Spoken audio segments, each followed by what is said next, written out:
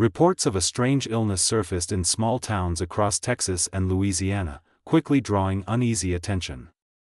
At first, it seemed like an ordinary flu, but patients in emergency rooms began turning violent, their eyes vacant and movements unnervingly inhuman. Doctors whispered of something unnatural, though officials dismissed the growing panic. Families locked their doors while police struggled to keep order as more people vanished overnight. On a stormy evening, the sirens never stopped, ambulances and patrol cars raced through dark streets as fear spread faster than information. Mothers held children close, neighbors watched from windows, and phones rang unanswered. Everyone sensed that life had shifted into something terrifying and irreversible. That night marked more than just another crisis, it was the beginning of something catastrophic. America's sense of security cracked open, and what poured through would change the nation forever. The first sirens were only the start. Houston and Dallas became living nightmares as the infection spread at a pace no one could comprehend. Hospitals overflowed, doctors collapsed, and morgues filled within days. The media captured terrifying scenes, streets jammed with terrified civilians, sirens echoing endlessly, and people begging for safety. Curfews were announced, but fear was uncontrollable. Supermarkets were stripped bare, highways choked with cars fleeing in panic, and desperate fights broke out between neighbors once bound by trust. Helicopters circled the city skies, casting bright spotlights on swarms of infected breaking through barriers. Families were paralyzed by choices: stay home and risk infection, or attempt escape through chaos. In a matter of days, cities once alive with laughter and light turned into battlegrounds echoing with screams and gunfire. Hope in authority weakened with every broadcast, and people realized survival was no longer about following rules, it was about sheer willpower to live through the night. The military marched in with tanks, armored vehicles, and rows of soldiers determined to secure containment zones. At first, there was hope. But it was short-lived. The infected attacked with a ferocity no one had predicted, breaking through barricades and swarming soldiers in every direction. Entire units fell silent as radio transmissions turned into static. Survivors who had once trusted the strength of the army now watched in disbelief as convoys burned on highways and helicopters crashed into city blocks. Television news tried to maintain calm, but anchors struggled to hide their fear until broadcasts abruptly ended. The once mighty image of the U.S. military crumbled before the eyes of civilians hiding in basements, listening to distant gunfire. It became clear that America's strongest defenses were not enough. The illusion of safety shattered, and citizens were left facing a new, terrifying truth: the war was already lost. Cities across the United States erupted in flames as chaos spread beyond containment. Chicago, Atlanta, and countless others were thrown into turmoil when evacuation orders came too late. Airports were swarmed with desperate families, only to collapse under the weight of infected surges. Highways froze into lines of abandoned cars, where screams carried across the night. Skyscrapers lit the horizon with uncontrolled blazes, not city lights. Survivors scattered, seeking refuge in schools, churches, and basements, clinging to radios that sputtered with fading government broadcasts. Hope became fragile as firestorms consumed entire neighborhoods. The dream of order collapsed under the roar of riots, gunfire, and infected hordes.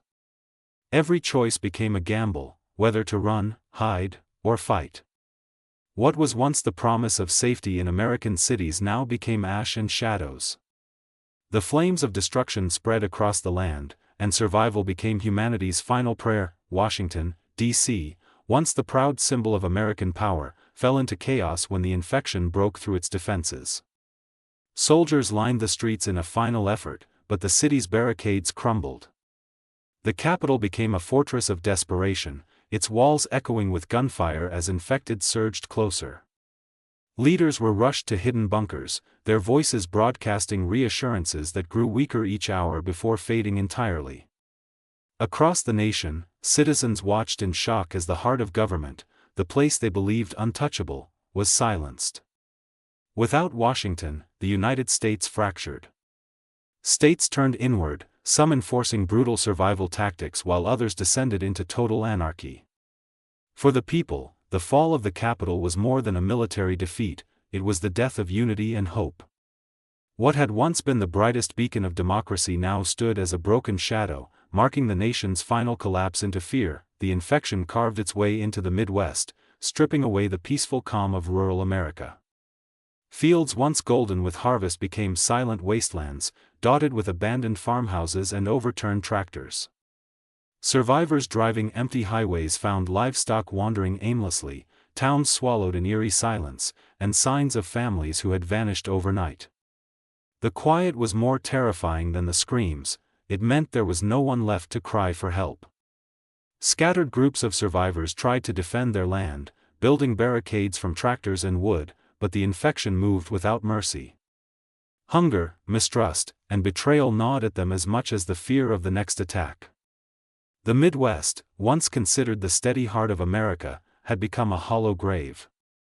Survivors clung to whatever scraps of strength they could, staring at the endless horizon, dreading the shadows that crept closer with every passing night. The nation's remaining hope turned to the coastlines, where millions flooded highways and train stations, desperate to reach evacuation points. The Navy deployed fleets along the shores, offering rescue to the fortunate few, but even the seas became battlegrounds. Los Angeles beaches filled with tens of thousands as military helicopters fired on relentless hordes breaking through barricades. In New York, panicked crowds scaled barricades only to be torn apart before boarding ships. For many, the ocean symbolized the last escape, but it was as unforgiving as the land. Survivors faced impossible choices: fight in cities already lost, hide in collapsing ruins, or gamble everything on an uncertain voyage into the unknown. The coasts, once symbols of new beginnings and freedom, had become America's final stand. Every wave crashing onshore carried the same haunting truth: there was no safe place left to run. The end arrived not with an explosion, but with silence. Survivors scattered in small pockets across the country, hidden in basements, caves, and crumbling buildings, listening to static on their radios. Then, one final message cut through the airwaves: the United States has fallen. Trust no safe zone. Survive. Those chilling words marked the collapse of a superpower. Highways lay littered with abandoned cars, cities stood in ruins, and once glorious landmarks cast shadows over lifeless streets. The infected roamed freely, turning the land into a domain of fear. The dream of America was gone, reduced to scattered memories whispered by those few who remained alive.